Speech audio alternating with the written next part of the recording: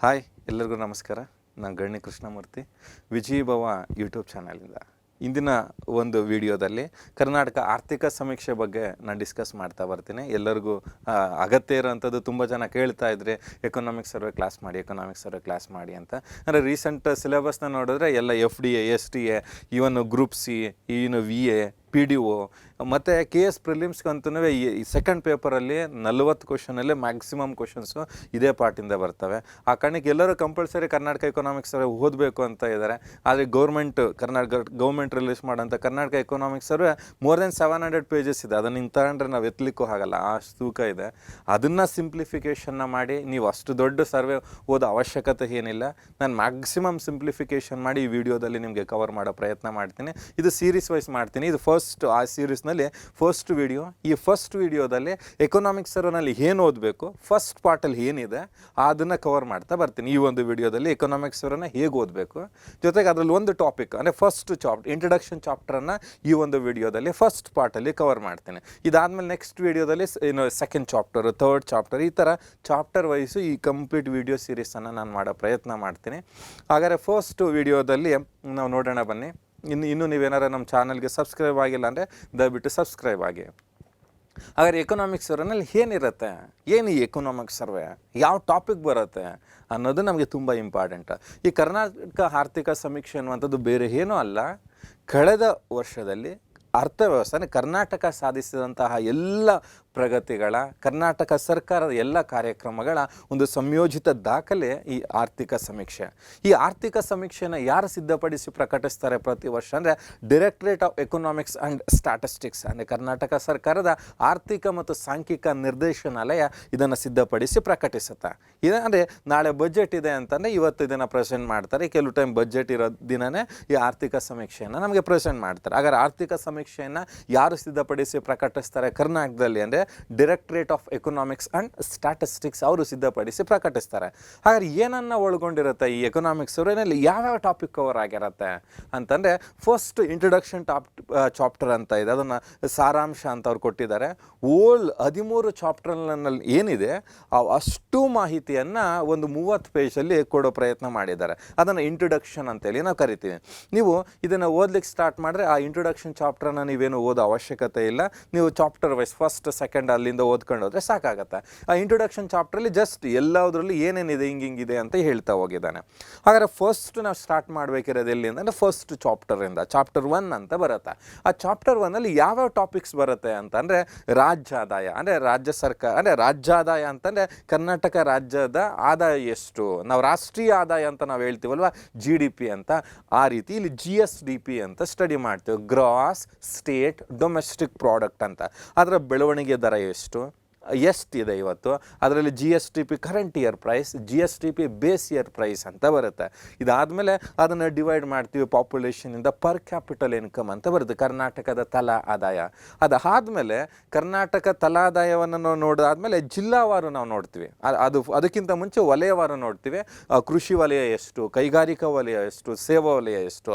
ಅದಾದಮೇಲೆ ಜಿಲ್ಲಾವಾರು ಆದಾಯ, ಜಿಲ್ಲಾವಾರು ತಲಾ ಆದಾಯವನ್ನು ನಾವು ನೋಡ್ತೀವಿ. ನಮಗೆ ಲಾಸ್ಟ್ ಎಕ್ಸಾಮಲ್ಲಿ ಕೇಳಿದ್ರು, ಅತಿ ಹೆಚ್ಚು ತಲಾದಾಯವನ್ನು ಹೊಂದಿರುವ ಜಿಲ್ಲೆ ಯಾವುದು, ಅತಿ ಹೆಚ್ಚು ಜಿಲ್ಲಾದಾಯವನ್ನು ಹೊಂದಿರುವ ಜಿಲ್ಲೆ ಯಾವುದು, ಅತಿ ಹೆಚ್ಚು ಜನಸಾಂದ್ರತೆ ಹೊಂದಿರುವ ಜಿಲ್ಲೆ ಯಾವುದು, ಈ ರೀತಿಯ ಅಂಕಿಅಂಶಗಳು ಈ ಫಸ್ಟ್ ಚಾಪ್ಟ್ರಲ್ಲಿ ಸಿಗುತ್ತೆ. ಇದಾದಮೇಲೆ ಹಣದುಬ್ಬರವನ್ನು ಮಾಪನ ಮಾಡ್ತೀವಿ. ಇದೇ ಚಾಪ್ಟ್ರಲ್ಲಿ ಹಣದುಬ್ಬರವನ್ನು ಯಾವ ಥರ ಮಾಪನ ಮಾಡ್ತೀವಿ ಅಂತ ಹೇಳಿದ್ದಾರೆ. ಅಲ್ಲಿ WPI ಅಂದರೆ ಸಗಟು ಬೆಲೆ ಸೂಚ್ಯಾಂಕ, ಗ್ರಾಹಕ ಬೆಲೆ ಸೂಚ್ಯಾಂಕ, ಅದನ್ನು ಯಾರು ಸಿದ್ಧಪಡಿಸಿ ಪ್ರಕಟಿಸ್ತಾರೆ ರಾಷ್ಟ್ರ ಮಟ್ಟದಲ್ಲಿ ಮತ್ತು ರಾಜ್ಯ ಮಟ್ಟದಲ್ಲಿ, ಇವುಗಳ ಮಾಹಿತಿ ಫಸ್ಟ್ ಚಾಪ್ಟ್ರಲ್ಲಿ ನಿಮಗೆ ಸಿಗುತ್ತೆ. ಇನ್ನು ಸೆಕೆಂಡ್ ಚಾಪ್ಟರ್ಗೆ ಬಂದರೆ ರಾಜ್ಯ ಸರ್ಕಾರದ ಆದಾಯ. ರಾಜ್ಯಾದಾಯನ ನಮ್ಮ ನಿಮ್ಮೆಲ್ಲರ ಆದಾಯ, ರಾಜ್ಯ ಆದಾಯ ಅಂದರೆ ರಾಜ್ಯ ಸರ್ಕಾರದ ಆದಾಯ, ರಾಜ್ಯ ಸರ್ಕಾರದ ಹಣಕಾಸು ಸ್ಥಿತಿಗತಿಗಳ ಬಗ್ಗೆ ನಾವು ನೋಡ್ತೀವಿ. ಅಂದರೆ ರಾಜ್ಯ ಸರ್ಕಾರಕ್ಕೆ ಎಲ್ಲಿಂದ ಆದಾಯ ಬರುತ್ತೆ, ಒಂದು ಪ್ರತ್ಯಕ್ಷ ತೆರಿಗೆ, ಪರೋಕ್ಷ ತೆರಿಗೆ, ಸ್ವಂತ ತೆರಿಗೆ, ಕೇಂದ್ರ ಸರ್ಕಾರದ ತೆರಿಗೆಯ ಪಾಲು, ಕೇಂದ್ರ ಸರ್ಕಾರದ ಅನುದಾನಗಳು. ಇತ್ತೀಚೆಗೆ ಚರ್ಚೆಯ ವಿಷಯವಾಗಿದೆ. 15ನೇ ಹಣಕಾಸು ಆಯೋಗದ ಶಿಫಾರಸ್ಸಿನ ಮೇರೆಗೆ ರಾಜ್ಯಕ್ಕೆ ಬಂದಿರುವಂಥ ಅನುದಾನಗಳು ಗಣನೀಯ ಪ್ರಮಾಣದಲ್ಲಿ ಕುಸಿತವಾಗಿದ್ದಾವೆ. ಹೇಗಾಗಿ ಆಗಿದೆ ಅನ್ನೋದನ್ನು ನಮಗೆ ಸೆಕೆಂಡ್ ಚಾಪ್ಟ್ರಲ್ಲಿ ನಾವು ನೋಡ್ತೀವಿ. ಜೊತೆಗೆ ರಾಜ್ಯ ಸರ್ಕಾರ ವೆಚ್ಚವನ್ನು ಯಾವ್ಯಾವ್ದ್ರ ಮೇಲೆ ಮಾಡುತ್ತೆ ಅನ್ನೋದ್ರ ಬಗ್ಗೆ ಕಂಪ್ಲೀಟ್ ಮಾಹಿತಿ ಸೆಕೆಂಡ್ ಚಾಪ್ಟ್ರಲ್ಲಿದೆ. ಇನ್ನು ಥರ್ಡ್ ಚಾಪ್ಟ್ರಿಗೆ ಬಂದರೆ ಥರ್ಡ್ ಚಾಪ್ಟ್ರಲ್ಲಿ ಏನಿದೆ, ಕರ್ನಾಟಕದಲ್ಲಿ ಬಂಡವಾಳ ಹೂಡಿಕೆ, ಆ ಹೂಡಿಕೆನ ಅವಕಾಶ ಮಾಡಿಕೊಡ್ತಿರೋದು ಯಾರು ಅದಕ್ಕೆ ಅನುಮತಿಯನ್ನು ಕೊಡ್ತಾರೆ, ಇನ್ನು ಅತಿ ಹೆಚ್ಚು ಬಂಡವಾಳ ಹೂಡಿಕೆ ಯಾವ ರಾಜ್ಯದಲ್ಲಾಗಿದೆ, ಇದ್ರ ಜೊತೆಗೆ ನಮ್ಮಲ್ಲಿ ವಿಜ್ಞಾನ ಮತ್ತು ಅಂದರೆ ಕರ್ನಾಟಕದಲ್ಲಿ ಮಾಹಿತಿ ತಂತ್ರಜ್ಞಾನ ಮತ್ತು ಜೈವಿಕ ತಂತ್ರಜ್ಞಾನ ಅಂತ ನಾವು ನೋಡ್ತೀವಿ. ಕರ್ನಾಟಕದಲ್ಲಿ ಮಾಹಿತಿ ತಂತ್ರಜ್ಞಾನ ನೀತಿ, ಕರ್ನಾಟಕದಲ್ಲಿ ಜೈವಿಕ ತಂತ್ರಜ್ಞಾನ ನೀತಿ, ಅವುಗಳಿಗೆ ಸಂಬಂಧಿಸಿದಂಥ ಮೂಲ ಸೌಕರ್ಯಗಳು, ಉತ್ಕೃಷ್ಟತಾ ಕೇಂದ್ರಗಳು ಅಂತ ನಾವು ನೋಡ್ತೀವಿ. ಇವೆಲ್ಲವುಗಳ ಬಗ್ಗೆ ಮಾಹಿತಿಯನ್ನು ಥರ್ಡ್ ಚಾಪ್ಟ್ರಲ್ಲಿದೆ. ಇನ್ನು ಕರ್ನಾಟಕದಲ್ಲಿ ಯಾವ್ಯಾವ ಸರಕುಗಳನ್ನು ಎಕ್ಸ್ಪೋರ್ಟ್ ಮಾಡ್ತಾ ಇದ್ದೀವಿ, ಯಾರು ಅದನ್ನು ಉತ್ತೇಜನ ಮಾಡ್ತಾ ಇದ್ದಾರೆ ಅನ್ನೋದು ಥರ್ಡ್ ಚಾಪ್ಟ್ರಲ್ಲಿ ಬರುತ್ತೆ. ಇದ್ರ ಜೊತೆಗೆ ಗ್ರಾಮೀಣ ಅಭಿವೃದ್ಧಿ ಫೋರ್ತ್ ಚಾಪ್ಟ್ರಲ್ಲಿ ಯಾವುದಿದೆ ಅಂದರೆ ಗ್ರಾಮೀಣ ಅಭಿವೃದ್ಧಿ. ಅಂದರೆ ಗ್ರಾಮೀಣ ಅಭಿವೃದ್ಧಿ ಅಲ್ಲಿ ಪಂಚಾಯತ್ ರಾಜ್ ಸಂಸ್ಥೆಗಳು, ಗ್ರಾಮೀಣ ಅಭಿವೃದ್ಧಿಗೆ ಸಂಬಂಧಿಸಿದಂತೆ ಕೇಂದ್ರ ಸರ್ಕಾರ ಮತ್ತು ರಾಜ್ಯ ಸರ್ಕಾರ ಕೈಗೊಂಡಿರೋ ಕಾರ್ಯಕ್ರಮಗಳ ಸಂಪೂರ್ಣ ಮಾಹಿತಿ ಎಲ್ಲಿ ಸಿಗುತ್ತೆ, ಗ್ರಾಮೀಣ ಅಭಿವೃದ್ಧಿ ಚಾಪ್ಟರ್ ಸಿಗುತ್ತೆ. ಅದೇ ರೀತಿ ನಗರ ಅಭಿವೃದ್ಧಿ, ಕರ್ನಾಟಕದಲ್ಲಿ ನಗರ ಅಭಿವೃದ್ಧಿ, ಯಾವ ರೀತಿ ಕರ್ನಾಟಕದಲ್ಲಿ ನಗರ ಪ್ರದೇಶ ಅಭಿವೃದ್ಧಿ ಆಗ್ತಿದೆ, ಹೆಚ್ಚು ನಗರೀಕರಣಗೊಳ್ಳುತ್ತಿರೋ ಜಿಲ್ಲೆ ಯಾವುದು, ಅತಿ ಹೆಚ್ಚು ಅತಿ ಹೆಚ್ಚು ನಗರ ಜನಸಂಖ್ಯೆಯನ್ನು ಹೊಂದಿರುವ ಜಿಲ್ಲೆ ಯಾವುದು, ಈ ಥರ ನಗರಾಭಿವೃದ್ಧಿಗೆ ಸಂಬಂಧಿಸಿದಂತಹ ಮಾಹಿತಿಗಳು. ಈ ನಗರಾಭಿವೃದ್ಧಿನಲ್ಲೇ ನಗರ ಮೂಲ ಸೌಕರ್ಯ ಅಂತ ನಾವು ನೋಡ್ತೀವಿ. ಅದರಲ್ಲಿ ನಾವು ಮೆಟ್ರೋ ಕಾರಿಡಾರ್ ಅಂತ ಎಲ್ಲ ನೋಡ್ತೀವಲ್ಲ, ಈ ಅಮೃತ್ ಯೋಜನಾ, ಕೇಂದ್ರ ಸರ್ಕಾರದ ಅಮೃತ್ ಯೋಜನಾ, ಸ್ಮಾರ್ಟ್ ಸಿಟಿ ಯೋಜನಾ, ಹಾಗೆಯೇ 1 ಲಕ್ಷ ವಸತಿ ಯೋಜನೆ ಅಂತೆಲ್ಲ ಇರುತ್ತೆ. ಈ ರೀತಿ ನಗರ ಸಮಸ್ಯೆಗಳು, ನಗರ ಯೋಜನೆಗಳಿಗೆ ಸಂಬಂಧಿಸಿದಂತೆ ನಗರಾಭಿವೃದ್ಧಿ ಚಾಪ್ಟರ್ನ ನೋಡ್ತೀವಿ. ಇದಾದಮೇಲೆ 6th ಚಾಪ್ಟರ್ ಏನಂತ ಬರುತ್ತೆ ಅಂದರೆ ಕೃಷಿ ಮತ್ತು ಆಹಾರ ನಿರ್ವಹಣೆ. ಕೃಷಿಗೆ ಸಂಬಂಧಿಸಿದಂತಹ ಕೈಗೊಂಡಿರುವಂಥ ಕಾರ್ಯಕ್ರಮಗಳು, ಕರ್ನಾಟಕದಲ್ಲಿ ಕೃಷಿಯ ಪ್ರಗತಿ, ಅದರ ಜೊತೆಗೆ ಪಶುಸಂಗೋಪನೆ, ಮೀನುಗಾರಿಕೆ, ಹೈನುಗಾರಿಕೆ, ಮೀನುಗಾರಿಕೆ, ಪಶುಸಂಗೋಪನೆ, ತೋಟಗಾರಿಕೆ, ಈ ರೀತಿ ಸಮಗ್ರ ಕೃಷಿಗೆ ಸಂಬಂಧಿಸಿದಂತಹ ಮಾಹಿತಿ ನಮಗೆ 6ನೇ ಚಾಪ್ಟ್ರಲ್ಲಿ ಸಿಗುತ್ತೆ. ಇನ್ನು 7ನೇ ಚಾಪ್ಟ್ರು ಅಂತ ನಾವು ನೋಡೋಕೆ ಹೋದರೆ ನೈಸರ್ಗಿಕ ಸಂಪನ್ಮೂಲಗಳ ನಿರ್ವಹಣೆ ಮತ್ತು ಪರಿಸರ ಅಂತ 7ನೇ ಚಾಪ್ಟರ್ ಇದೆ. ಅಂದರೆ ಈ ಕರ್ನಾಟಕದಲ್ಲಿ ನೈಸರ್ಗಿಕ ಸಂಪನ್ಮೂಲಗಳು ಯಾವಿದ್ದಾವೆ, ಅರಣ್ಯ ಸಂಪನ್ಮೂಲ ಇರ್ಬೋದು, ವನ್ಯಜೀವಿ ಸಂಪನ್ಮೂಲ ಇರ್ಬೋದು, ಕರ್ನಾಟಕದಲ್ಲಿರುವಂತಹ ರಾಷ್ಟ್ರೀಯ ಉದ್ಯಾನವನಗಳಿರ್ಬೋದು, ಕರ್ನಾಟಕದಲ್ಲಿರುವಂತಹ ಜೀವ ವೈವಿಧ್ಯತೆ ತಾಣಗಳಿರ್ಬೋದು, ಕರ್ನಾಟಕದಲ್ಲಿರುವಂತಹ ಸಂರಕ್ಷಿತ ಪ್ರದೇಶಗಳಿರ್ಬೋದು, ಕರ್ನಾಟಕದಲ್ಲಿರುವಂತಹ ಕರ್ನಾಟಕ ಸರ್ಕಾರ ಕೈಗೊಂಡಿರುವಂತಹ ನೈಸರ್ಗಿಕ ಸಂಪನ್ಮೂಲಗಳ ಸಂರಕ್ಷಣಾ ಕ್ರಮಗಳನ್ನ ಸಂಪೂರ್ಣ ಮಾಹಿತಿ ಈ ನೈಸರ್ಗಿಕ ಸಂಪನ್ಮೂಲಗಳ ನಿರ್ವಹಣೆ ಮತ್ತು ಪರಿಸರದಲ್ಲಿ ಬರುತ್ತೆ. ಇನ್ನು ಕರ್ನಾಟಕದಲ್ಲಿ ಕೈಗಾರಿಕಾ ಪ್ರಗತಿ, ಯಾವ ರೀತಿ ಕೈಗಾರಿಕೆಗಳಿದ್ದಾವೆ, ಕೈಗಾರಿಕೆಗೆ ಸಂಬಂಧಿಸಿದಂಥ ಯೋಜನೆಗಳು ಯಾವಿದ್ದಾವೆ, MSME micro small medium enterprise status ಏನು ಕರ್ನಾಟಕದಲ್ಲಿ ಅನ್ನೋದನ್ನ ನಮಗೆ 8th ಚಾಪ್ಟರ್ ಸಿಗುತ್ತೆ. ಇನ್ನು 9th ಚಾಪ್ಟರ್ ಅಂತ ಬಂದರೆ ಕೌಶಲ್ಯ, ಉದ್ಯಮಶೀಲತೆ, ಉದ್ಯೋಗ ಮತ್ತು ಕಾರ್ಮಿಕ ಕಲ್ಯಾಣ ಅಂತ ಇದೆ. ರೀಸೆಂಟಾಗಿ ಪ್ರಧಾನಮಂತ್ರಿ ಕೌಶಲ್ಯ ವಿಕಾಸ್ ಯೋಜನಾ, ಹಾಗೆಯೇ ಮುಖ್ಯಮಂತ್ರಿ ಕೌಶಲ್ಯ ವಿಕಾಸ್ ಯೋಜನಾ, ಈ ಥರ ಕಾರ್ಯಕ್ರಮಗಳನ್ನ ಕೇಳಿದ್ರಲ್ಲ, ಅಲ್ಲಿ ಕೌಶಲ್ಯ ಅಭಿವೃದ್ಧಿ ಕಾರ್ಯಕ್ರಮಗಳು, ಉದ್ಯಮಶೀಲತೆಯನ್ನು ಉತ್ತೇಜಿಸುವಂಥ ಕಾರ್ಯಕ್ರಮಗಳು, ಜೊತೆಗೆ ಕೂಲಿ ಆಧಾರಿತ ಕಾರ್ಯಕ್ರಮಗಳ ಸಂಪೂರ್ಣ ಮಾಹಿತಿ ಈ 9th ಚಾಪ್ಟ್ರಲ್ಲಿದೆ. ಇನ್ನು 10th ಚಾಪ್ಟ್ರಿಗೆ ಬಂದರೆ ಆರ್ಥಿಕ ಮೂಲಸೌಕರ್ಯ ಅಂತ ಕರಿತೀವಿ. ಯಾವುದು ಆರ್ಥಿಕ ಮೂಲಸೌಕರ್ಯ ಅಂದರೆ ಇಂಧನ, ಅದರಲ್ಲೂ ವಿದ್ಯುತ್ ಅಂತ ನಾವೇನು ಹೇಳ್ತೀವಲ್ಲ, ವಿದ್ಯುತ್ ಸಂಬಂಧಿಸಿದಂಥ ಕಂಪನಿಗಳು, ಅದರ ಬಳಕೆ, ವಿದ್ಯುತ್ ಉತ್ಪಾದನೆ, ಜೊತೆಗೆ ರಸ್ತೆಗಳು, ಸಾರಿಗೆ, ಅಂದರೆ ರಸ್ತೆ, ಸಾರಿಗೆ, ರೈಲ್ವೆ, ಹಾಗೆಯೇ ನೀರಾವರಿ, ಇವುಗಳನ್ನು ಆರ್ಥಿಕ ಮೂಲ ಸೌಕರ್ಯಗಳು, ಬ್ಯಾಂಕಿಂಗ್, ಕರ್ನಾಟಕದಲ್ಲಿ ಬ್ಯಾಂಕಿಂಗ್, ಇವನ್ನ ಆರ್ಥಿಕ ಮೂಲ ಸೌಕರ್ಯ ಅಂತ ಕರಿತೀವಿ. ಆ ಆರ್ಥಿಕ ಮೂಲ ಸೌಕರ್ಯಕ್ಕೆ ಸಂಬಂಧಿಸಿದಂಥ ಮಾಹಿತಿಯನ್ನು 10th ಚಾಪ್ಟ್ರಲ್ಲಿ ನೋಡ್ತೀವಿ. ಇನ್ನು 11th ಚಾಪ್ಟ್ರು ಆರ್ಥಿಕ ಆಗಿದೆಯಲ್ಲ, ಸಾಮಾಜಿಕ ಮೂಲ ಸೌಕರ್ಯ ಬರುತ್ತೆ. ಯಾವುದು ಸಾಮಾಜಿಕ ಮೂಲ ಸೌಕರ್ಯ ಅಂದರೆ ಆರೋಗ್ಯ ಮತ್ತು ಶಿಕ್ಷಣ. ಅದನ್ನು ಮಾನವಾಭಿವೃದ್ಧಿ ಅಂತೇಳಿ ಟೈಟಲ್ನ ಕೊಟ್ಟು ಸಾಮಾಜಿಕ ಮೂಲ ಸೌಕರ್ಯಗಳನ್ನು ಸಂಪೂರ್ಣ ಮಾಹಿತಿ ಅದರಲ್ಲಿದೆ. ಅಂದರೆ ಮಾನವಾಭಿವೃದ್ಧಿ ಚಾಪ್ಟ್ರಲ್ಲಿ ಆರೋಗ್ಯ ಮತ್ತು ಶಿಕ್ಷಣ, ಆರೋಗ್ಯದ ಪ್ರಗತಿ, ಶೈಕ್ಷಣಿಕ ಪ್ರಗತಿ, ಜೊತೆಗೆ ಆರೋಗ್ಯಕ್ಕೆ ಸಂಬಂಧಿಸಿದಂಥ ಕಾರ್ಯಕ್ರಮಗಳು, ಶಿಕ್ಷಣಕ್ಕೆ ಸಂಬಂಧಿಸಿದಂಥ ಕಾರ್ಯಕ್ರಮಗಳನ್ನು ಈ 11th ಚಾಪ್ಟ್ರಲ್ಲಿ ನಾವು ನೋಡ್ತೀವಿ. ಇನ್ನು 12th ಚಾಪ್ಟ್ರು ಯಾವುದು ವಿಶೇಷವಾಗಿ ಅಂದರೆ ಕರ್ನಾಟಕದಲ್ಲಿ ಉತ್ತಮ ಆಡಳಿತದ ಅಭ್ಯಾಸಗಳು. ನೀವೆಲ್ಲ ಈ ಗ್ರೂಪ್ ಸಿ ಎಕ್ಸಾಮಲ್ಲಿ ಒಂದು ಟಾಪಿಕ್ ಕೊಟ್ಟಿದ್ದಾರೆ, ಕರ್ನಾಟಕದ ಆಡಳಿತದಲ್ಲಿ ವಿಜ್ಞಾನ ಮತ್ತು ತಂತ್ರಜ್ಞಾನ ಅಂತೇಳಿ. ಅದಕ್ಕೆ ಸಂಬಂಧಿಸಿದಂಥ ಮಾಹಿತಿ ಈ 12th ಚಾಪ್ಟರ್ ಇರುತ್ತೆ. ಅಂದರೆ ಕರ್ನಾಟಕದಲ್ಲಿ ಉತ್ತಮ ಆಡಳಿತವನ್ನು ತಲುಪಿಸೋ ಸಲುವಾಗಿ ಸರ್ಕಾರ ಯಾವ ಕ್ರಮಗಳನ್ನು ಕೈಗೊಂಡಿದೆ.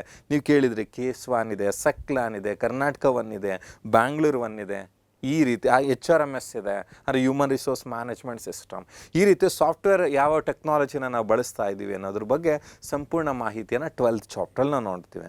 ಇನ್ನು 13th ಚಾಪ್ಟರು ಸುಸ್ಥಿರ ಅಭಿವೃದ್ಧಿ ಗುರಿಗಳು, ಅಂದರೆ ವಿಶ್ವಸಂಸ್ಥೆ ರೂಪಿಸಿರುವಂಥ 17 ಸುಸ್ಥಿರ ಅಭಿವೃದ್ಧಿ ಗುರಿಗಳಿಗೆ ಸಂಬಂಧಿಸಿದಂತೆ ಅವುಗಳನ್ನು ಸಾಧಿಸುವ ನಿಟ್ಟಿನಿಂದ ಕರ್ನಾಟಕ ರಾಜ್ಯ ಸರ್ಕಾರ ಯಾವ ರೀತಿಯ ಕ್ರಮಗಳನ್ನು ಕೈಗೊಂಡಿದೆ ಅನ್ನೋದ್ರ ಮಾಹಿತಿ ನಮಗೆ 13th ಚಾಪ್ಟ್ರಲ್ಲಿದೆ.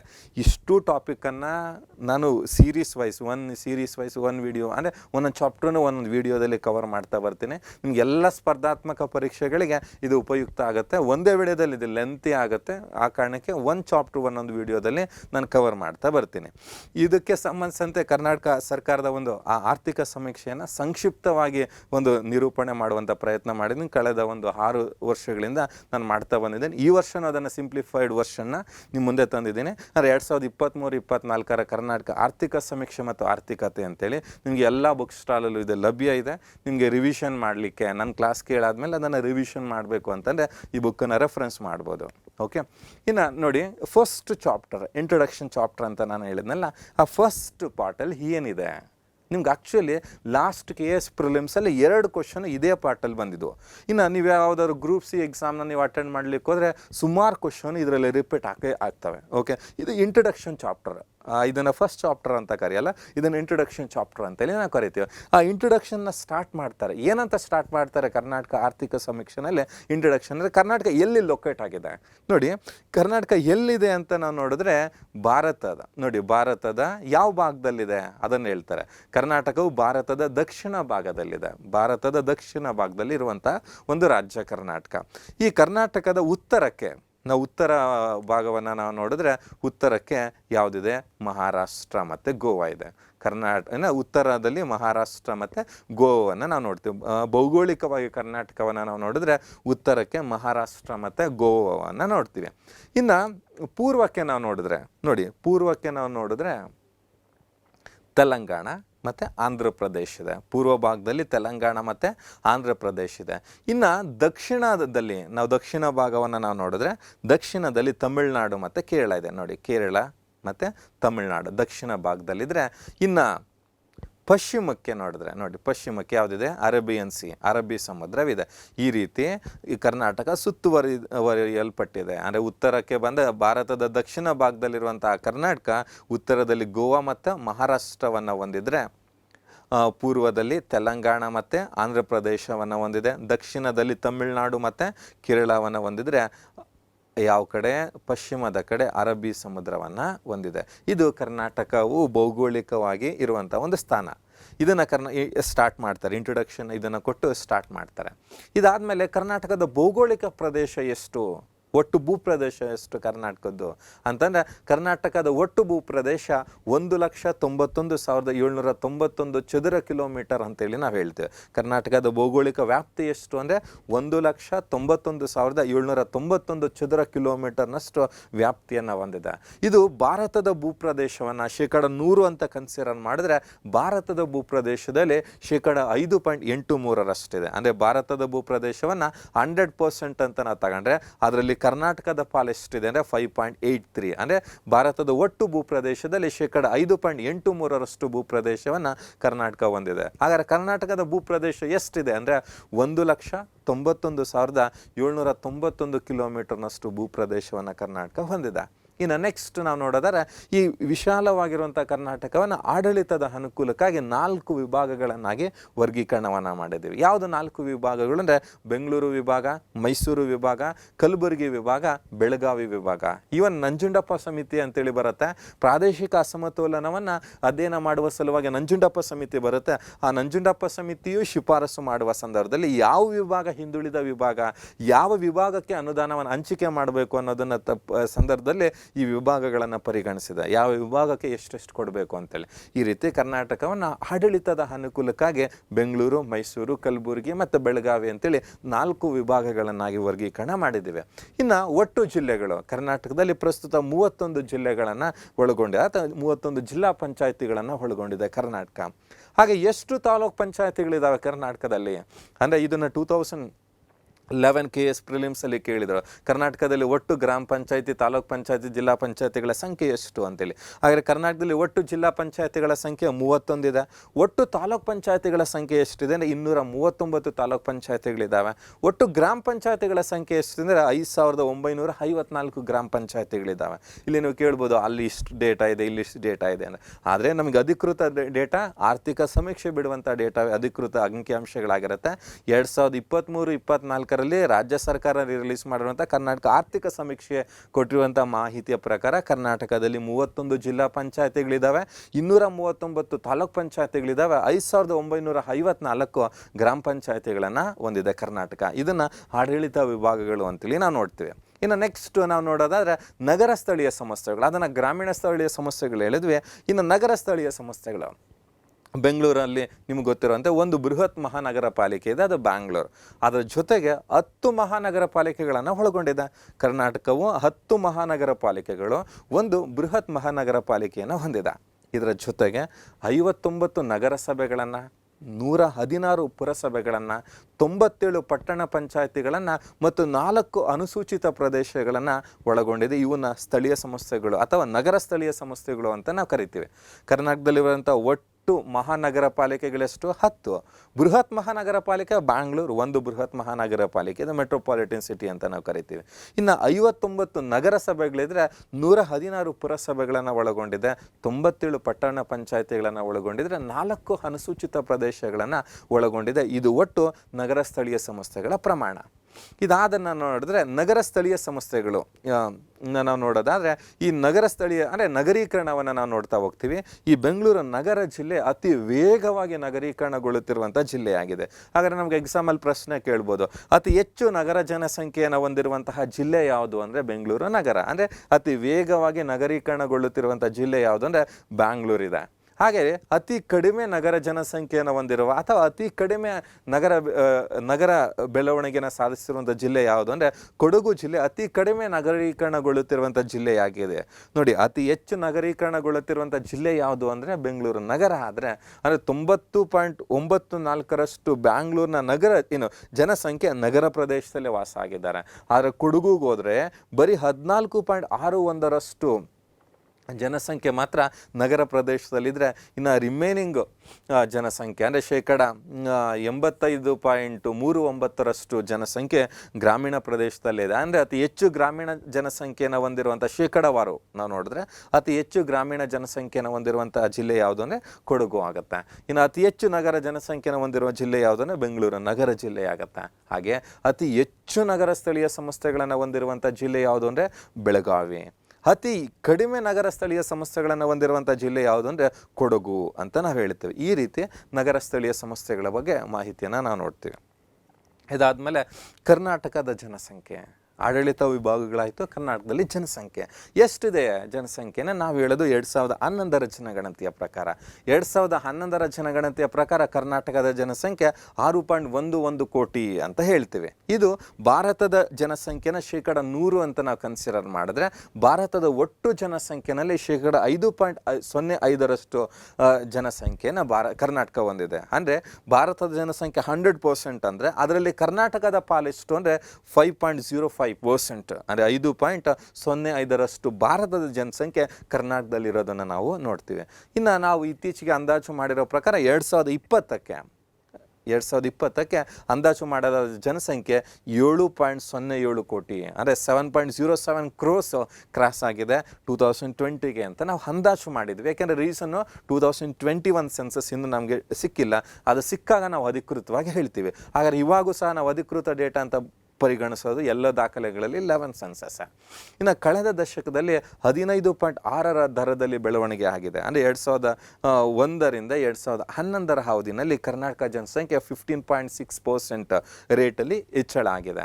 ಇನ್ನು ಜನಸಂಖ್ಯೆಯ ಆಧಾರದ ಮೇಲೆ 2011ರ ಜನಗಣತಿಯ ಪ್ರಕಾರ ರಾಜ್ಯವು 9ನೇ ಬೃಹತ್ ರಾಜ್ಯವಾಗಿದೆ. ಯಾವುದರ ಆಧಾರದ ಮೇಲೆ? ಜನಸಂಖ್ಯೆಯ ಆಧಾರದ ಮೇಲೆ. ನಾವು ಪ್ರೆಸೆಂಟ್ ಹೇಳ್ತಿಲ್ಲ, ತೆಲಂಗಾಣ ಮತ್ತು ಆಂಧ್ರ ಡಿವೈಡ್ ಆದಾಗ, ಜಮ್ಮು ಆ್ಯಂಡ್ ಕಾಶ್ಮೀರ ಎಲ್ಲ ಡಿವೈಡ್ ಆದಾಗ ನಾವು ನಾವು 8th ಪ್ಲೇಸ್ ಅಂತ ಹೇಳ್ತೀವಿ ಅಫ್ಕೋರ್ಸ್. ಆದರೆ 2011ರ ಜನಗಣತಿ ಅಂತ ನಾವು ತಗೊಂಡಾಗ, ಯಾಕೆಂದರೆ ನಮಗೆ ಲಭ್ಯ ಇರುವಂಥ ಮಾಹಿತಿ 11. 2011ರ ಜನಗಣತಿಯ ಪ್ರಕಾರ ಕರ್ನಾಟಕವು 9ನೇ ಬೃಹತ್ ರಾಜ್ಯವಾಗಿದೆ. ಪ್ರಸ್ತುತ 8ನೇ ಬೃಹತ್ ರಾಜ್ಯ ಅಂತ ನಾವು ಹೇಳ್ತೀವಲ್ವಾ. ಆದರೆ 2011ರ ಜನಗಣತಿಯ ಪ್ರಕಾರ ಕರ್ನಾಟಕ 9ನೇ ಬೃಹತ್ ರಾಜ್ಯವಾಗಿದೆ. ಇನ್ನು ಜಿಲ್ಲಾವಾರು ಕರ್ನಾಟಕದ ಜನಸಂಖ್ಯೆನ ನಾವು ನೋಡಿದ್ರೆ ಅತಿ ಹೆಚ್ಚು ಜನಸಂಖ್ಯೆ ಹೊಂದಿರುವ ಜಿಲ್ಲೆ ಯಾವುದು, ಅತಿ ಕಡಿಮೆ ಜನಸಂಖ್ಯೆ ಹೊಂದಿರುವಂಥ ಜಿಲ್ಲೆ ಯಾವುದು ಅಂತ ನಮಗೆ ಪ್ರಶ್ನೆ ಕೇಳ್ತಾನೆ. ನೋಡಿ, ಬೆಂಗಳೂರು ನಗರ ಜಿಲ್ಲೆ ಅಂದರೆ ಒಟ್ಟು ಕರ್ನಾಟಕದ ಜನಸಂಖ್ಯೆನ 100% ಅಂತ ತಗೊಂಡ್ರೆ ಅದರಲ್ಲಿ 15.75% ಬ್ಯಾಂಗ್ಳೂರಲ್ಲೇ ಇದೆ. Belagavi, 3rd one Mysuru, 4th one Tumakuru. ಇವು ಅತಿ ಹೆಚ್ಚು ಜನಸಂಖ್ಯೆಯನ್ನು ಹೊಂದಿರುವಂತಹ ಜಿಲ್ಲೆಗಳಾಗಿರ್ತವೆ. ನೋಡಿ, ಇವು ಅಂದರೆ ಫಸ್ಟ್ ಪ್ಲೇಸ್ ಅತಿ ಹೆಚ್ಚು ಜನಸಂಖ್ಯೆ ಹೊಂದಿರುವ ಜಿಲ್ಲೆ ಬೆಂಗಳೂರು ಆದರೆ 2ನೇ ಸ್ಥಾನದಲ್ಲಿ ಬೆಳಗಾವಿ, 3ನೇ ಸ್ಥಾನದಲ್ಲಿ ಮೈಸೂರು ಮತ್ತು 4ನೇ ಸ್ಥಾನದಲ್ಲಿ ತುಮಕೂರು. ಇನ್ನು ಅತಿ ಕಡಿಮೆ ಜನಸಂಖ್ಯೆಯನ್ನು ಹೊಂದಿರುವಂಥ ಜಿಲ್ಲೆ ಯಾವುದು ಅಂದರೆ ನೋಡಿ, ಕೊಡಗು ಬಿಟ್ಟರೆ ಬೆಂಗಳೂರು ಗ್ರಾಮಾಂತರ ಬಿಟ್ಟರೆ ಚಾಮರಾಜನಗರ, ಗದಗ. ಇವು ಕಡಿಮೆ ಜನಸಂಖ್ಯೆಯನ್ನು ಹೊಂದಿರುವಂತಹ ಜಿಲ್ಲೆಗಳು ಅಂತ ನಾವು ನೋಡ್ತೀವಿ. ಇನ್ನು ನೆಕ್ಸ್ಟು ಜನಸಾಂದ್ರತೆ. ಏನು ಜನಸಾಂದ್ರತೆ ಅಂದರೆ ಪ್ರತಿ ಚದುರ ಕಿಲೋಮೀಟರ್ ಪ್ರದೇಶದಲ್ಲಿ ವಾಸಿಸುವ ಜನರ ಸರಾಸರಿ ಸಂಖ್ಯೆಯನ್ನು ನಾವು ಜನಸಾಂದ್ರತೆ ಅಂತ ಕರಿತೀವಿ. ಅಂದರೆ density of population, and average number of people living in per square kilometer area is known as density of population. ಅಂದರೆ ಇದನ್ನು ಯಾವ ಥರ ಕ್ಯಾಲ್ಕುಲೇಟ್ ಮಾಡ್ತೇವೆ ಅಂದರೆ ಟೋಟಲ್ ಪಾಪ್ಯುಲೇಷನನ್ನು ಟೋಟಲ್ ಜಾಗ್ರಫಿಕಲ್ ಏರಿಯಿಂದ ಡಿವೈಡ್ ಮಾಡಿದ್ರೆ ನಮಗೆ ಜನಸಾಂದ್ರತೆ ಅಂದರೆ total population is dividing from total geographical area, we can get it density of population. ಜನಸಾಂದ್ರತೆ ನಮಗೆ ಸಿಗುತ್ತೆ. ನೋಡಿ, ಜನಸಾಂದ್ರತೆನ ನಾವು ನೋಡಿದಾಗ ಕರ್ನಾಟಕದಲ್ಲಿ 2001ರ ಜನಗಣತಿಯ ಪ್ರಕಾರ 276 ಜನಸಾಂದ್ರತೆ ಇರುತ್ತೆ. ಯಾವಾಗ ಜನಸಂಖ್ಯೆ ಜಾಸ್ತಿ ಆಯಿತು ಜನಸಾಂದ್ರತೆಯೂ ಸಹ ಏನಾಗಿದೆ, ಜಾಸ್ತಿ ಆಗಿದೆ. 2011ರ ಜನಗಣತಿಯ ಪ್ರಕಾರ ಕರ್ನಾಟಕದ ಜನಸಾಂದ್ರತೆ 319 ಇದೆ. 319ಕ್ಕೆ ಏನಾಗಿದೆ, ಹೆಚ್ಚಳವಾಗಿದೆ. ಇನ್ನು ಅತಿ ಹೆಚ್ಚು ಜನಸಾಂದ್ರತೆಯನ್ನು ಹೊಂದಿರುವಂತಹ ಜಿಲ್ಲೆ ಯಾವುದು ಅಂದರೆ ಬೆಂಗಳೂರು ನಗರ ಜಿಲ್ಲೆ ಅತಿ ಹೆಚ್ಚು ಜನಸಾಂದ್ರತೆ ಇದೆ. ಇನ್ನು ಅತಿ ಕಡಿಮೆ ಜನಸಾಂದ್ರತೆ ಹೊಂದಿರುವಂಥ ಜಿಲ್ಲೆ ಯಾವುದು ಅಂದರೆ ಕೊಡಗು. ಅತಿ ಕಡಿಮೆ ಜನಸಾಂದ್ರತೆ ಹೊಂದಿರುವಂಥ ಜಿಲ್ಲೆ ಕೊಡಗು. ಆದರೆ ಲಾಸ್ಟ್ KS ಪ್ರಿಲಿಮ್ಸಲ್ಲಿ ಕೇಳಿದಂಥ ಕ್ವಶನ್ನು ಅತಿ ಹೆಚ್ಚು ಜನಸಾಂದ್ರತೆ ಹೊಂದಿರುವ ಜಿಲ್ಲೆ ಯಾವುದು ಅಂತ ಕೊಟ್ಟಿದ್ರು. ಆದರೆ ಆಪ್ಷನ್ ಕೊಡ್ಬೇಕಾದ್ರೆ ಬ್ಯಾಂಗ್ಳೂರು ಇರಲಿಲ್ಲ. ಮೈಸೂರು, ಧಾರವಾಡ, ಬ್ಯಾಂಗ್ಳೂರು ಗ್ರಾಮಾಂತರ, ಇನ್ನೊಂದು ಯಾವುದೋ ಆಪ್ಷನ್ ಇತ್ತು. ಆಗ ಕೊಟ್ಟಿರೋ ಕೀ ಆನ್ಸರಲ್ಲಿ ಹೈಯೆಸ್ಟ್ ಇದ್ದಿದ್ದು ಯಾವುದು ಅಂತಂದರೆ ಕೊಟ್ಟಿರೋದ್ರಲ್ಲಿ ಆಪ್ಷನ್ಸಲ್ಲಿ ಹೈಯೆಸ್ಟ್ ಇದ್ದಿದ್ದು ಯಾವುದು, ಮೈಸೂರು. ಅಂದರೆ ಬ್ಯಾಂಗ್ಳೂರು ಬಿಟ್ಟಿದ್ದ, ಫಸ್ಟ್ ಪ್ಲೇಸ್ ಬ್ಯಾಂಗ್ಳೂರು ಬಿಟ್ಟಿದ್ದ.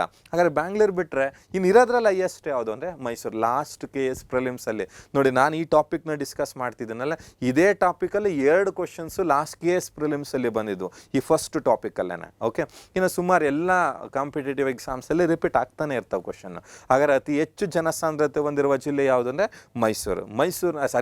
ಅತಿ ಹೆಚ್ಚು ಜನಸಾಂದ್ರತೆ ಅತಿ ಹೆಚ್ಚು ಜನಸಾಂದ್ರತೆ ಹೊಂದಿರುವಂತಹ ಜಿಲ್ಲೆ ಯಾವುದು ಅಂತಂದರೆ ಬೆಂಗಳೂರು ನಗರದಲ್ಲಿ 4381 ಜನ ಇದ್ದಾರೆ per ಸ್ಕ್ವೇರ್ ಕಿಲೋಮೀಟರ್ಗೆ.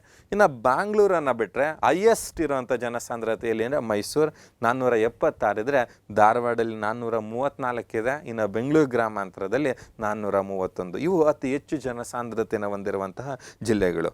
ಅಫ್ಕೋರ್ಸ್ ಇನ್ನು ಅತಿ ಕಡಿಮೆ ಜನಸಾಂದ್ರತೆ ಹೊಂದಿರುವ ಜಿಲ್ಲೆ ಯಾವುದು ಅಂತ ಕೇಳ್ತಾರೆ.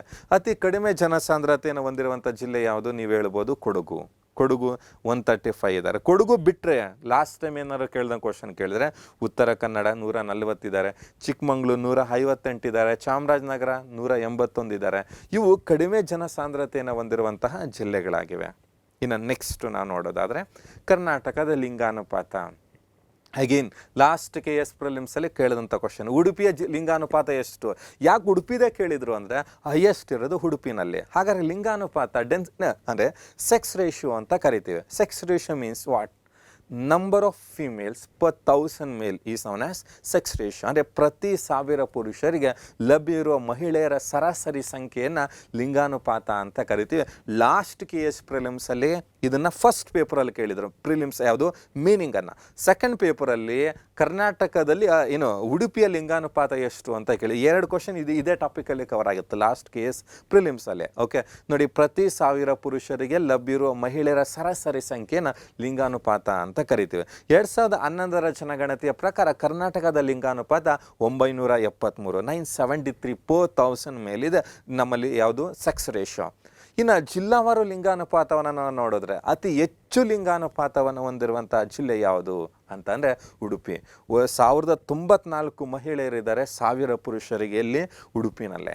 ಇನ್ನು ಜಿಲ್ಲಾವಾರು ನಾವು ಪರಿಗಣಿಸಿದಾಗ ಲಿಂಗಾನುಪಾತದಲ್ಲಿ ಅತಿ ಕಡಿಮೆ ಇರೋದು ಯಾವುದು ಅಂದರೆ ಬೆಂಗಳೂರು ನಗರದಲ್ಲಿ ಅತಿ ಅಂದರೆ ಲಿಂಗಾನುಪಾತದಲ್ಲಿ ಕೊನೆ ಸ್ಥಾನದಲ್ಲಿದೆ, ಅಥವಾ ಅತಿ ಕಡಿಮೆ ಲಿಂಗಾನುಪಾತವನ್ನು ಹೊಂದಿರುವಂಥ ಜಿಲ್ಲೆ ಯಾವುದಂದರೆ ಬೆಂಗಳೂರು ನಗರ 916 ಇದ್ದಾರೆ. ನೋಡಿ, ಅತಿ ಹೆಚ್ಚು ಇರುವಂಥದ್ದು ಉಡುಪಿನಲ್ಲಾದರೆ ಅತಿ ಕಡಿಮೆ ಇರೋದು ಎಲ್ಲಿ ಅಂದರೆ ಬೆಂಗಳೂರು ನಗರ. ಆದರೆ ಬೆಂಗಳೂರು ನಗರದಲ್ಲಿ ಲಿಂಗಾನುಪಾತ ಕಡಿಮೆ ಇರಲಿಕ್ಕೆ ಪ್ರಮುಖ ಕಾರಣ ಏನು ಅಂತ ಅಂದರೆ ಮೈಗ್ರೇಷನ್, ಅಂದರೆ ಈ ವಲಸೆ. ಅಂದರೆ ಗ್ರಾಮೀಣ ಪ್ರದೇಶದ ನಗರ ಪ್ರದೇಶಗಳಿಗೆ ವಲಸೆ ಬರ್ತಾರೆ. ಆ ವಲಸೆ ಬರೋದ್ರಲ್ಲಿ ಹೆಚ್ಚಿನ ಪ್ರಮಾಣ ಕಂಪೇರೇಟಿವ್ಲಿ ಇಬ್ಬರು ಬರ್ತಾರೆ, ಮಹಿಳೆಯರು ಬರ್ತಾರೆ, ಪುರುಷರು ಬರ್ತಾರೆ.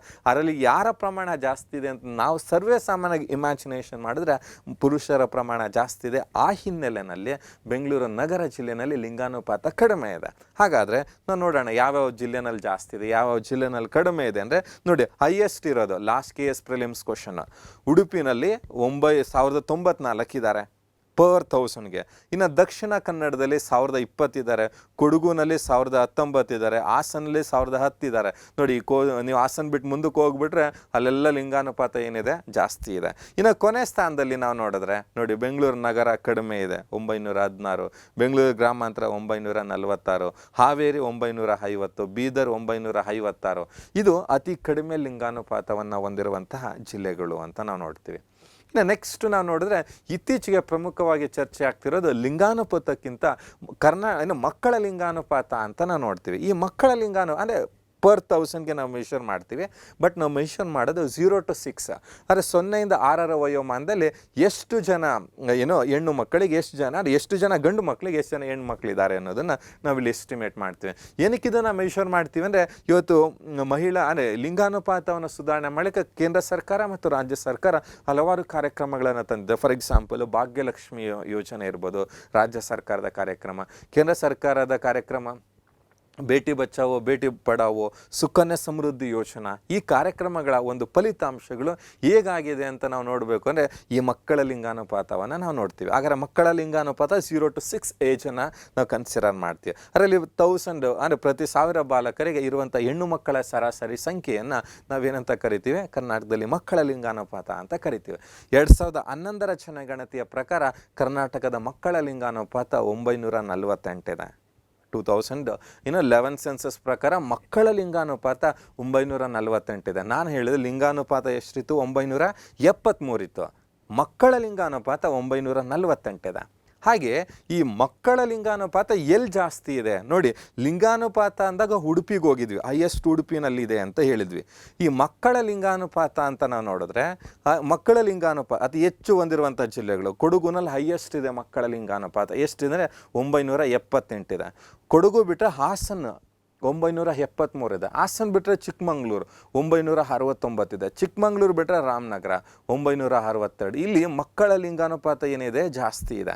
ಇನ್ನು ಕಡಿಮೆ ಹೊಂದಿರುವಂಥ ಜಿಲ್ಲೆಗಳು ಮಕ್ಕಳ ಲಿಂಗಾನುಪಾತ ನೋಡಿ, ಅತಿ ಕಡಿಮೆ ಇರೋದು ಬಿಜಾಪುರಲ್ಲಿ 931 ಇದೆ, ಬಿಟ್ಟರೆ ಬೆಳಗಾವಿನಲ್ಲಿ 934 ಇದೆ, ಬಿಟ್ಟರೆ ಬಾಗಲಕೋಟಲ್ಲಿ 935 ಇದೆ, ಬಿಟ್ಟರೆ ಮಂಡ್ಯದಲ್ಲಿ 939 ಇದೆ. ಇದು ಯಾವುದು ಮಕ್ಕಳ ಲಿಂಗಾನುಪಾತ ಬೇರೆ, ಮಕ್ಕಳ ಲಿಂಗಾನುಪಾತ ಬೇರೆ. ಇದು ಜಿಲ್ಲಾವಾರು ಮಾಹಿತಿ.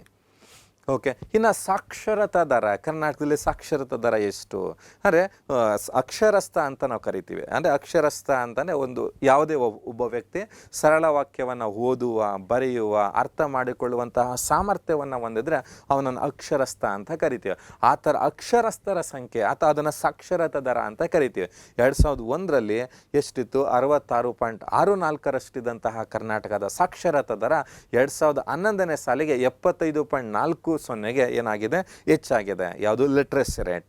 2011ರ ಜನಗಣತಿಯ ಪ್ರಕಾರ 82.5% ಪುರುಷರ ಸಾಕ್ಷರತಾ ದರ ಅಂದರೆ 68.1% ಮಹಿಳೆಯರ ಸಾಕ್ಷರತಾ ದರ. ನೋಡಿ, ಕರ್ನಾಟಕದ ಅಂದರೆ ಲಿಟ್ರಸಿ ರೇಟ್ ಎಷ್ಟಿದೆ ಅಂದರೆ 75.40 ಓವರಾಲ್ ಕರ್ನಾಟಕ. ಅದರಲ್ಲಿ ಮೇಲ್ ಲಿಟ್ರಸಿ ರೇಟ್ ಎಷ್ಟು ಅಂದರೆ 82.5, ಫಿಮೇಲ್ ಲಿಟ್ರಸಿ ರೇಟ್ ಎಷ್ಟು ಅಂತ ಅಂದರೆ 68.1. There is a disparity between male and female in the literacy rate ಅಂತೇಳಿ ನಮಗೆ ಇದು ಇಂಡಿಕೇಟ್ ಮಾಡುತ್ತೆ. ಇನ್ನು ಜಿಲ್ಲಾವಾರು ಸಾಕ್ಷರತಾ ದರವನ್ನು ನಾವು ನೋಡಿದ್ರೆ ಅತಿ ಹೆಚ್ಚು ಸಾಕ್ಷರತೆಯನ್ನು ಹೊಂದಿರುವಂಥ ಜಿಲ್ಲೆ ಯಾವುದು ಅಂದರೆ ದಕ್ಷಿಣ ಕನ್ನಡ. 88.57 ಇದೆ. ಬಿಟ್ಟರೆ ಬೆಂಗಳೂರು ನಗರ 87.67 ಇದೆ. ಬಿಟ್ಟರೆ ಉಡುಪಿ 86.24 ಇದೆ. ಉತ್ತರ ಕನ್ನಡ 84.06. ಅಂದರೆ ಇವು ಅತಿ ಹೆಚ್ಚು ಸಾಕ್ಷರತೆಯನ್ನು ಹೊಂದಿರುವಂತಹ ಜಿಲ್ಲೆಗಳಾಗ್ತವೆ. ಇನ್ನು ಅತಿ ಕಡಿಮೆ ಸಾಕ್ಷರತೆಯನ್ನು ಹೊಂದಿರುವ ಜಿಲ್ಲೆ ಯಾದಗಿರಿ 51.83 ಇದ್ದರೆ, ರಾಯಚೂರು 59.56 ಇದೆ, ಚಾಮರಾಜನಗರ 61.43 ಇದೆ, ಕಲಬುರಗಿ 64.85 ಇದೆ. ಇದು ಜಿಲ್ಲಾವಾರು ಅತಿ ಹೆಚ್ಚು ಮತ್ತು ಅತಿ ಕಡಿಮೆ ಸಾಕ್ಷರತೆಯನ್ನು ಹೊಂದಿರುವಂತಹ ಜಿಲ್ಲೆಗಳು ಅಂತ ನಾವು ನೋಡ್ತೀವಿ. ಇದಿಷ್ಟು ಫಸ್ಟ್ ಪಾರ್ಟಲ್ಲಿ ಇಂಟ್ರೊಡಕ್ಷನ್ ಪಾರ್ಟನ್ನು ನಾನು ಕವರ್ ಮಾಡಿದ್ದೀನಿ. ಸೆಕೆಂಡ್ ಪಾರ್ಟ್, ಇದು ಸೆಕೆಂಡ್ ವಿಡಿಯೋದಲ್ಲಿ ನಿಮಗೆ ಕರ್ನಾಟಕ ರಾಜ್ಯಾದಾಯದಲ್ಲಿ ರಾಜ್ಯ GSDP ಬೆಳವಣಿಗೆ ದರ, ವಿವಿಧ ವಲಯಗಳ ಕೊಡುಗೆ ಮತ್ತು ಹಣದುಬ್ಬರ ಇವುಗಳ ಬಗ್ಗೆ ಸೆಕೆಂಡ್ ವಿಡಿಯೋದಲ್ಲಿ ಕವರ್ ಮಾಡೋ ಪ್ರಯತ್ನ ಮಾಡ್ತೀನಿ. Okay, thank you.